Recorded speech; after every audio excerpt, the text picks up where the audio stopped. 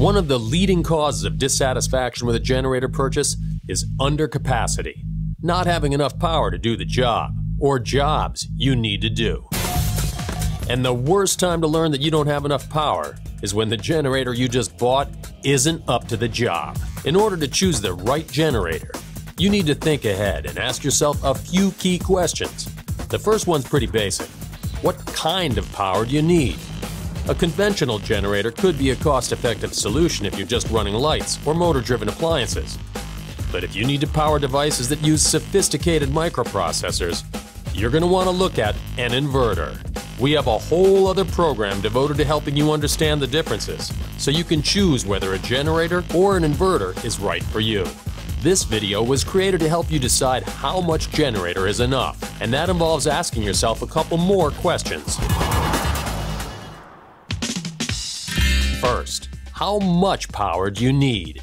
Second, how will you use that power? To calculate your needs, you need to first identify the power requirements of all the devices you plan to run.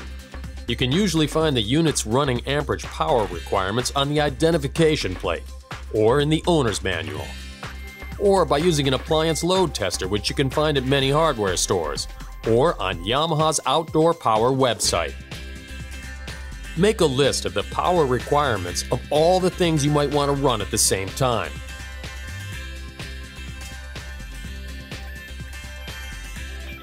Many tools and appliances consume much more power when they're starting than when they're running. This is especially true with motorized tools where the starting amperage is way higher than the running amperage. But, and this is an important but, manufacturers almost never list the startup amperage for their products. Starting amperage is often the straw that breaks the camel's back, or should we say, throws the circuit breaker. Starting takes up to 3 times the amount of power as running. To estimate starting amperage, multiply the running amperage by 3. Now multiply the amps times the volts to arrive at the wattage. Now, total the power requirement for each of the tools and appliances you expect to be running simultaneously.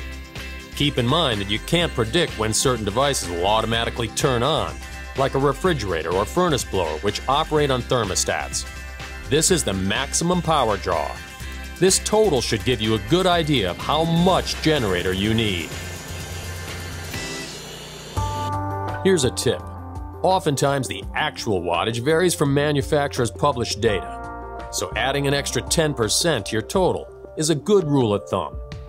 Yamaha's website also has tables and worksheets that enable you to plan your generator needs. But remember, the amounts on these pages are averages and should not be used in place of actual data. When you're going through this process, the last thing you want is a less is more mindset. Think of all the things you might want to power, then add the one more thing you didn't think about. Just like disaster planning, these kinds of decisions are best made ahead of time.